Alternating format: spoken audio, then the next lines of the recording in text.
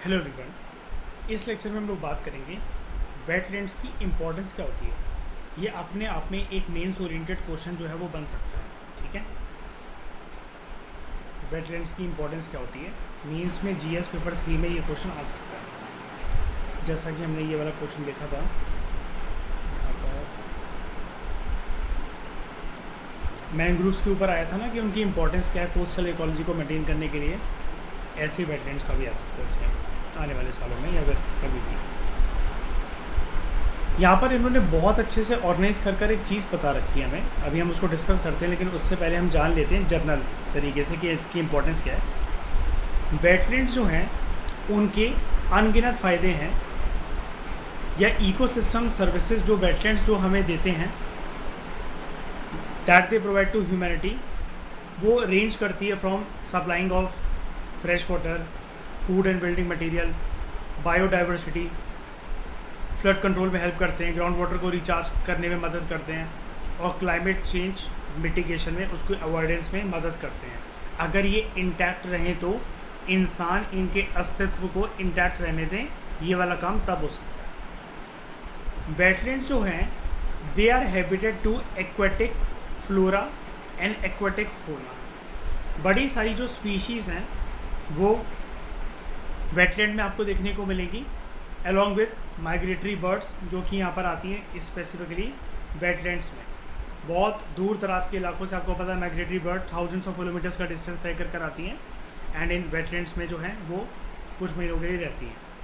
Wetlands एक important source है sustainable tourism का भी, लगातार जो है इसकी वजह से हमारी जो जीडीपी है वो बूस्ट हो सकती है। लेकिन इसका मतलब ये भी नहीं कि पूरे के पूरे एरिया को कन्वर्ट करके होटल रिजॉर्ट्स वगैरह ये सारे बना डालें। वाटर प्यूरिफिकेशन में वेटलैंड्स मदद करते हैं, सेडिमेंट्स को फिल्टर करने में और न्यूट्रिएंट्स को फिल्टर करने में from surface water. Nutrient recycling में भी हेल्प करते हैं, ग्राउंड वाटर को रिचार्ज करने के लिए और लोकल क्लाइमेट को स्टेबलाइज करने के लिए। वेटलैंड्स और इम्पॉर्टेंट रोल प्ले करते हैं फ्लड को मिटिगेट करने के लिए। जो सरफेस रन ऑफ होता है ना उसके रेट को कंट्रोल करते हो, यानी कि आपको पता है ना कि पानी जो बहता हुआ चला आ रहा होता है नदियों का या बारिश का, उसको कंट्रोल करने का काम करते हैं। उसके बाद अगर ये शोर लाइन्स पर लोकेटेड हैं वेटलैंड्स, कोस्टल इलाकों में भी होते हैं, इनलैंड्स में भी होते हैं वेटलैंड्स।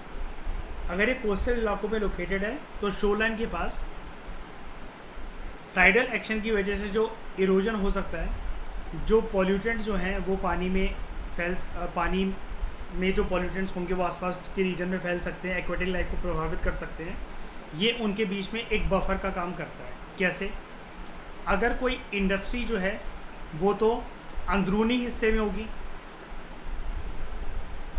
वो पानी के अंदर पॉल्यूटेंट पहुंचा रही है, और जो टाइडल एक्शन है वो इरोड कर सकता है, जो टाइड्स हैं वो इरोड कर सकती हैं।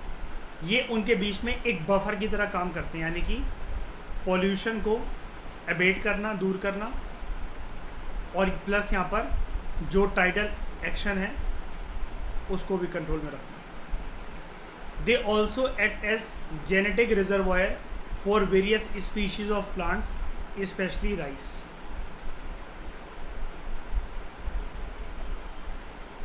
क्यों? हमने पढ़ा था चावल की खेती कहाँ हो सकती है, उसके लिए पानी बहुत ज़्यादा चाहिए, और जो वेटलैंड्स होते हैं वो क्या होते हैं, पानी का बहुत अच्छा स्रोत होते हैं। वहाँ पर राइस कल्टीवेशन, पैडी कल्टीवेशन आराम से हो सकती है। ठीक है, उसके हाँ ये उसी के लिए होते हैं, मतलब एक्चुअली जो राइस फील्ड्स है ना वो एक प्रकार की वेटलैंड्स ही हैं। अब यहाँ पर वेटलैंड करता क्या है, जैसे आप देखो हम बफर की बात कर रहे थे ना, बेनिफिट्स ऑफ रिपेरियन बफर, यानी कि पानी की वजह से होने वाले दुष्परिणामों को रोकता है। एक साइड पे तो अगर आप इसको बफर जोन मान लो, एक ये वाली लाइन और एक ये वाली लाइन, इसके बीच में आपको ये दिख रहा है वेटलैंड।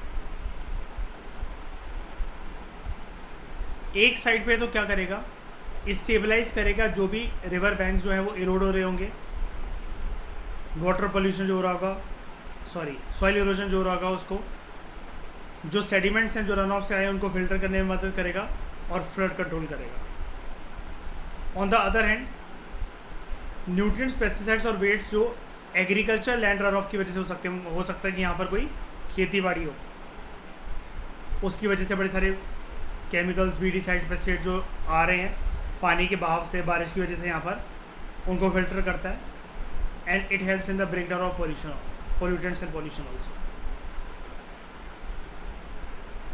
ठीक है, अब यहाँ पर हम लोग वेटलैंड्स की इम्पोर्टेंस को सस्टेनेबल डेवलपमेंट गोल के साथ मिलाकर देखते हैं। 17 सस्टेनेबल डेवलपमेंट गोल्स होते हैं। हर एक सस्टेनेबल गोल क्या वेटलैंड के साथ कैसे ना कैसे करके क्या कनेक्ट हो सकता है क्या, ये हम करते हैं। और ये एक्सरसाइज हमें ना श्रेया ऑलमोस्ट अपने यूपीएससी में आईआर के कंटेक्स्ट में हमें ऑलमोस्ट हर एक टॉपिक के साथ करनी है। ठीक है, तो सबसे पहले बात करते हैं सस्टेनेबल डेवलपमेंट गोल 1 की। आराम से पढ़ना इसको इत्मीनान से। सस्टेनेबल डेवलपमेंट गोल 1 है नो पॉवर्टी, कोई गरीबी नहीं होनी चाहिए दुनिया में। ये गोल कब तक फुलफिल करने हैं इंटरनेशनल कम्युनिटी को?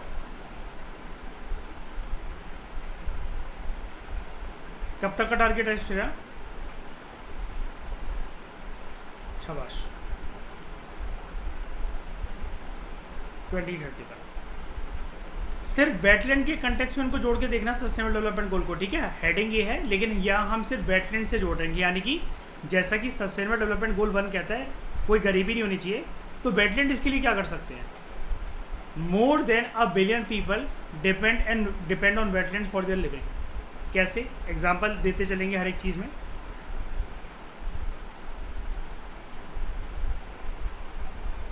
फूड प्रोडक्शन प्लस कंजम्पशन के लिए मान लो, कौन सा फूड क्रॉप ले लूँ मैं यहाँ पर? राइस। उगाने वाले भी प्रॉफिट में, खाने वाले भी, उनको भी न्यूट्रिशन मिल रहा है, राइट। पूरे का पूरा साउथ इंडिया में ज़्यादातर क्या खाया जाता है? वीट के राइस। और पैडी के जो खेत हैं वो अपने आप में क्या होते हैं? वेटलैंड्स। हो गया। पहले बताओ goal number 1 connected. Goal number 2 क्या है? Goal number 2 zero hunger. इसको ना एज इट इज ऐसे ही लिखना है श्रेया, मतलब जैसे ये गोल है ना, ये बड़े सीरियस लेने वाली चीज़ें होती हैं ये। आप यहाँ पर जीरो पॉवर्टी मत लिखते हो ना, नो हंगर नहीं, जो है वो ही। ठीक है, क्या कैसे मदद कर सकते हैं? अगेन जो हमने एग्जांपल दिया उसी से सेकंड में हेल्प हो जाएगी हमारी। Rice grown in wetland paddies is the staple diet of लगभग 3.5 बिलियन पीपल। ठीक है, 30 करोड़ 50 लाख लोगों की डाइट है ये चावल। और आपको तो पता ही है साउथ ईस्ट एशिया में कितने ज़्यादा खाए जाते हैं। ठीक है, उसके बाद sustainable development goal 3 good health and wellbeing. ये समझ गए ना जीरो हंगर को कैसे अटेन कर सकता है कि एटलीस्ट यहाँ पर पैडी वगैरह राइस ग्रो हो सकते हैं, तो वो ऑब्वियस ही बात है माल न्यूट्रिशन वगैरह को ख़त्म करेंगे। एग्जांपल दे दूँ, अगर इसके ऊपर ध्यान दिया जाए अच्छे से, पैडी कल्टीवेशन के ऊपर, मिड डे मील स्कीम में इसको इनकॉर्पोरेट करा जा सकता है इन द मील प्रोग्राम। और आपको पता है चावल ना पेट भी जल्दी भर देते हैं, है ना, और काफ़ी देर तक हमें सेटिस्फाई रखते हैं। और चावल से ही जो प्रोड्यूस होता है क्या अपना पोहा, ये सारे टाइम तक अगर आप ये खा लो तो पूरे दिन काइंड ऑफ नहीं पड़ती ना खाने की ज़रूरत। अब मैं ठूसने वाले लोगों की बात नहीं कर रहा है यहाँ पर लेक्चर में, जनरल बात कर रहा हूँ। ठीक है, कि नहीं अब हाँ सर्दी वाला तो भूखी नहीं मिटती सर, कितना भी खा लो, कुआ है हमारा तो। ठीक है, sustainable development goal 3 good health and wellbeing. Half of international tourist जो हैं वो इन वेटलैंड्स में रिलैक्सेशन करने आते हैं, स्पेशली कोस्टल जोन्स में। एग्जाम्पल क्या दे सकते हैं हम लोग? एक तो इसके नेचर के पास आने के बेनिफिट, ठीक है, दो चीज़ें इससे आ सकती हैं, गुड हेल्थ एंड वेलबींग, क्योंकि गुड हेल्थ एंड वेलबींग ही हो रहा है तो यहाँ पर धंधे की बात मत करना। वैसे तो टूरिज्म हम चाहते तो लिख सकते थे, लेकिन psychological benefits plus physical benefits and stress को एलिमिनेट करने का काम करते हैं बच्चे।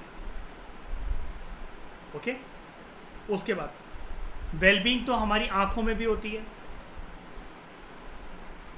कैसे?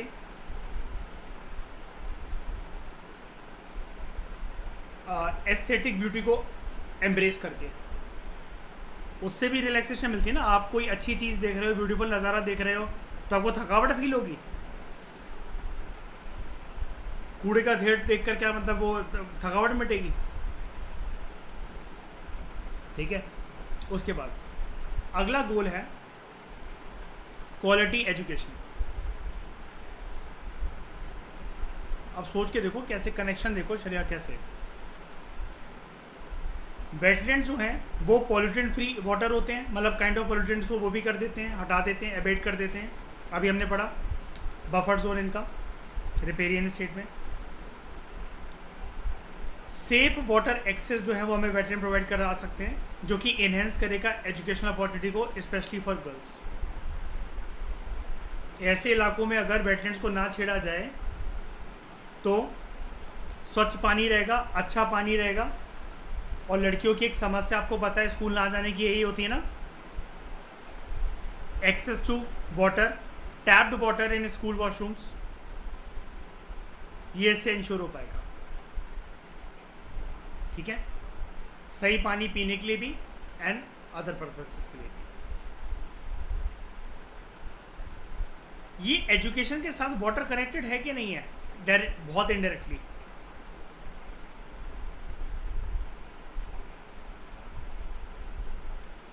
बताऊँ कैसे? मतलब जैसे देखो, हमारा स्कूल है या कॉलेज है, एक वाटर बॉटल 8 घंटे 8.5 घंटे के लिए कितनी सफिशिएंट होती होगी श्रेया, आप भी जानते हो। स्कूल में अगर वाटर कूलर था या कॉलेज में था तो बॉटल तो आप भी भरते होगे वहाँ से, है ना। तो यहाँ पर पानी अगर ना पीने को आपको काफ़ी देर तक मिले, एक बेचैनी होती है ना, पढ़ाई में मन नहीं लगेगा, दिमाग को ऑक्सीजन नहीं पहुँचेगा, वो चीज़ बता रहे हैं। ठीक है। और ये चीज़ तो हम जानते हैं, जैसे पढ़ते पढ़ते ही आप मेरे लेक्चर अभी ले रहे हो, मैं आपको पढ़ा रहा हूँ, तो पानी तो हम कितने बार पी लेते हैं। बॉटल जैसे मेरी बगल में रखी रहती है, आपकी भी रखी रहती होगी। ठीक है। उसके बाद sustainable development goal 5, gender equality. Women जो है वो सेंट्रल रोल प्ले करती हैं in the provision, management and safeguarding of water. ये कर सकती हैं, तो उसकी वजह से इनहेंस रोल जो है अपॉर्चुनिटी मिलेगी कि औरतें भी आकर देख सकें इस चीज़ को, प्रशासन का पार्ट बन सके कि कौन जो है वो वेटलैंड्स को तबाह कर रहा है। समझ गए? घर में भी, हाँ मैं वही अभी बोलने वाला था, अवेयरनेस भी फैला सकती है। जैसे जो लड़की, अगर ये इनकी बच्ची है पानी बर्बाद कर रही है, थप्पड़ के जाके नहीं मारेंगे इनको ये। ठीक है। उसके बाद और मम्मियाँ ही होती हैं जो कहती हैं कि पानी इतना मत फैलाओ, ये मत करो, जो गुस्सा करती हैं घर पे, है ना।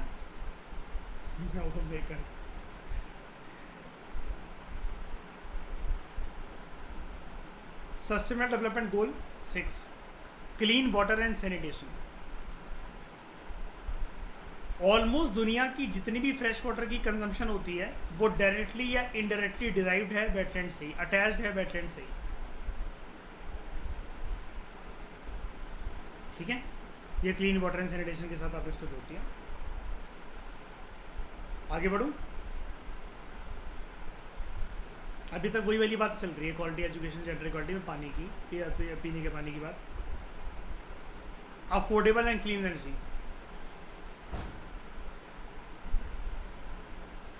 जो सस्टेनेबल तरीके से, लगातार तरीके से जो अपस्ट्रीम वाटर मैनेजमेंट होता है, it can provide affordable and clean energy. कैसे? यहाँ पर छोटे छोटे क्या सेटअप करे जा सकते हैं?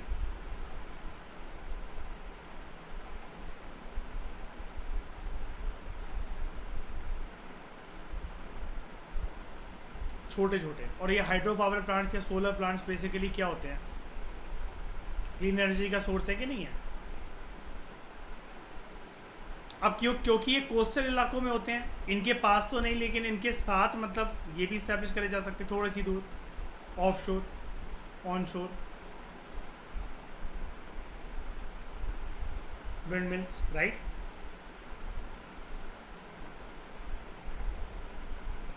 उसके बाद decent work and economic growth, ये सस्टेनेबल डेवलपमेंट गोल 8 है। वेटलैंड टूरिज्म और ट्रैवलिंग एजेंसीज के लिए वेटलैंड एक वरदान है, जो कि 266 मिलियन लोगों को लगभग जॉब देते हैं। ओके, उसके बाद sustainable development goal 9, industry, innovation and infrastructure. Natural disaster जितने भी होते हैं उसके लिए अगर वैसा कोई इंफ्रास्ट्रक्चर बनाओगे तो पैसा लगेगा। वेटलैंड्स अगर हेल्थी हैं तो वो अपने आप में एक नेचुरल बफर का काम करेंगे against these natural disasters, right.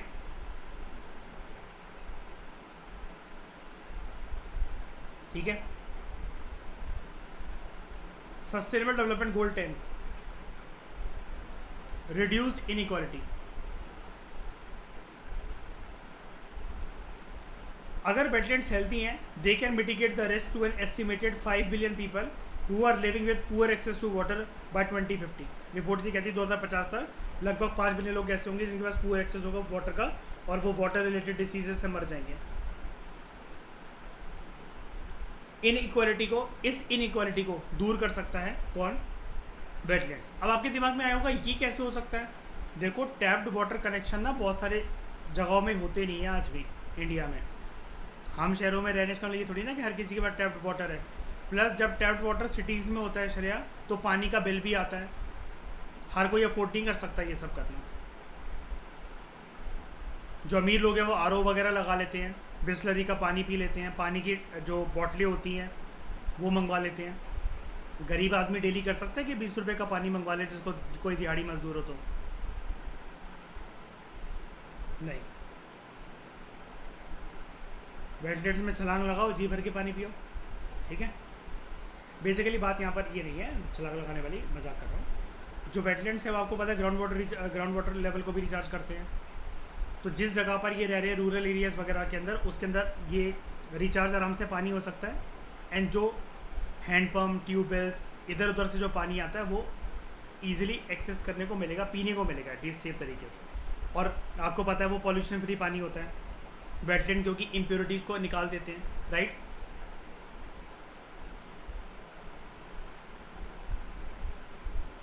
यहाँ तक बात समझ में आई?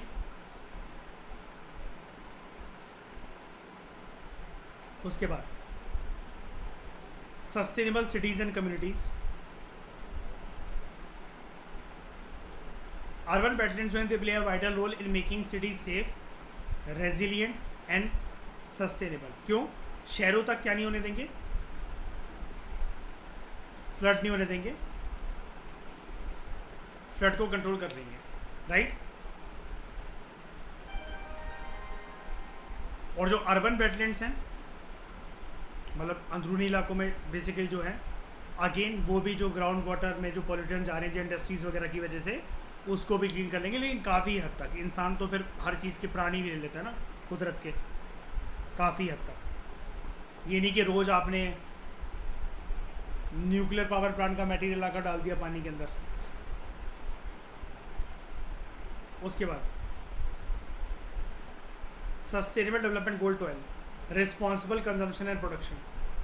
वेटलैंड एरियाज जो हैं, अगर इनको प्रॉपर तरीके से मैनेज करा जाए,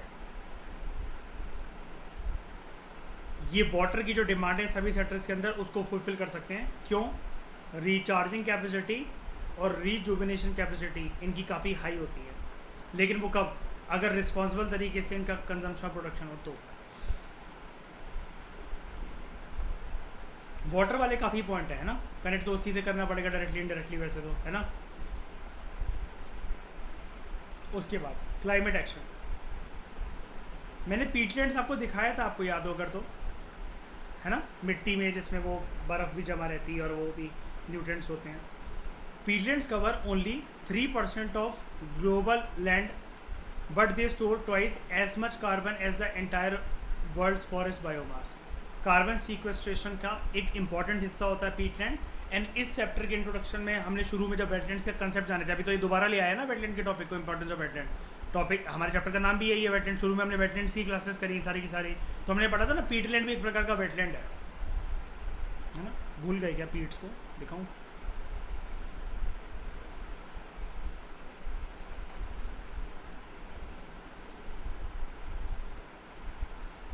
मार्शी, हाँ। और बहुत सारे इलाकों में, जैसे अगर ये दूसरी कंट्रीज़ में, तो ये बर्फ़ में ये मिट्टी बेसिकली जुड़ी रहती है ना। मैं आपको अगर दिखाऊँ, गिरा कार्बन सीक्वेस्ट्रेशन में मदद करती है। ये सब पीटलैंड्स हैं, सब के सब। उसके बाद सस्टेनेबल डेवलपमेंट गोल 14, लाइफ बिलो वाटर। हेल्दी और प्रोडक्टिव ओशंस जो हैं उनकी भी सेहत ना कोस्टल और मरीन वेटलैंड में जो चल रहा होता है, या फिर कोस्टल इलाकों में, या फिर जो लैंड से, कंट्रीज से, कॉन्टिनेंट से जो पानी चला आ रहा है, अच्छा है गंदा है, यही तो अल्टीमेटली डिसाइड करेंगे ओशन की हेल्थ को, है कि नहीं। माना कि जो सागर होता है वो एक अथाह सागर होता है जिसकी कोई लेंथ ब्रेथ नहीं होती, लेकिन लगातार अगर इंसान जिस तरीके से पॉल्यूशन कर रहे हैं अगर वो करते जाए, तो ओशन भी क्या कोई प्रोडक्टिव इकोसिस्टम रहेंगे क्या? बिल्कुल नहीं। उनकी प्रोडक्टिविटी और मरीन लाइफ की प्रोडक्टिविटी बहुत ज़्यादा हद तक डिपेंड करती है कि कोस्टल वेटलैंड्स और मरीन वेटलैंड्स की फंक्शनिंग है वो कैसी है। लाइफ बिलो वाटर था सस्टेनेबल डेवलपमेंट गोल 14, सस्टेनेबल डेवलपमेंट गोल 15 है लाइफ ऑन लैंड। 40% दुनिया की सभी स्पीशीज़ जो हैं they live and breed in wetlands, यानी कि सर्वाइवल ऑफ द स्पीशीज़ के लिए बहुत इंपॉर्टेंट है वेटलैंड्स। अभी हमने देखा था ना, जैसे माइग्रेटरी बर्ड्स भी आती हैं यहाँ पर। हमने एक जगह पर ये भी देखा था कि माइग्रेटरी बर्ड्स ने कई अब रिसेंट ईयर्स में अपना रूट भी चेंज कर लिया है, क्योंकि यहाँ पॉल्यूशन वगैरह रहने लगा है बहुत सारे इलाकों में। अब इतना फ्रीक्वेंट देखने को बहुत सारे इलाकों में नहीं मिलती है। हमने इनिशियल चैप्टर्स में अलग अलग जगह पर पढ़ा था इसके बारे में। Sustainable development goal 16, peace, justice and strong institutions. Effective तरीके से अगर मैनेजमेंट हो ट्रांस बाउंड्री वेटलैंड्स की, ये पीस एंड सिक्योरिटी को मेंटेन करने में मदद कर सकते हैं। ट्रांस बाउंड्री मतलब क्या?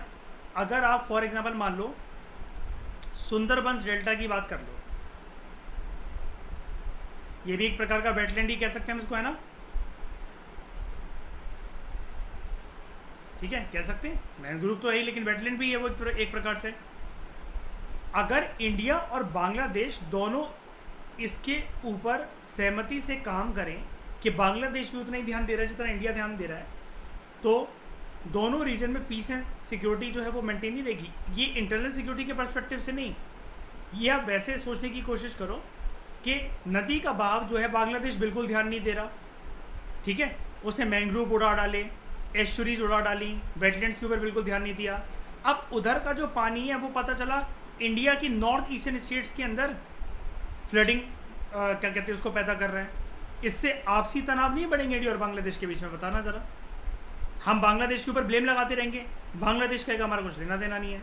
जैसे विद रिस्पेक्ट टू हिस्ट्री आपको पता है ये हरप्पा मोहनजोदारो आजकल के टाइम पर ये साइट्स कहाँ पर है? पाकिस्तान में। पाकिस्तान कुछ करते हैं इनकी मेंटेनेंस के लिए या इनको दोबारा रिवाइवल करने के लिए? कुछ करा उसने? उसका आर्कियोलॉजिकल डिपार्टमेंट क्या अच्छा है पाकिस्तान का? तारीफ के काबिल है? लोग जाते हैं क्या वहाँ पर घूमने? बिल्कुल नहीं। तो मतलब जहाँ जहाँ हमारे जिन देशों के साथ ये जो सीमा जो लगती है वहाँ पर अगर वेटलैंड्स हैं तो दोनों को टेबल पे बैठ के बात करनी चाहिए आपसी सहमति से कि हमें कैसे प्रोटेक्ट करना है। उसके बाद पार्टनरशिप्स फॉर द गोल्स, जो रामसर कन्वेंशन, अभी हम इसके बारे में देखेंगे। वेटलैंड्स की कंजर्वेशन के लिए कौन सी कन्वेंशन है? Ramsar convention. वेटलैंड्स की कंजर्वेशन के लिए। ये बहुत सारे देशों के मिनिस्ट्री ऑफ एक्सटर्नल अफेयर्स के साथ मिलकर काम करता है, उनको सपोर्ट करता है कि कैसे वो सस्टेनेबल डेवलपमेंट गोल्स को अचीव कर सकते हैं। यानी कि आप समझ गए, ये जो 16 गोल्स हैं, रामसर कन्वेंशन एक हेल्पिंग हैंड देगा कि इनको फुलफिल कैसे करना है, इनको अचीव कैसे करना है। और तय सीमा हमारी क्या है? साल 2030। ये समझ में आया शायद अच्छे से? तो इस डिस्कशन में फिलहाल इतना ही। Thank you very much for discussion.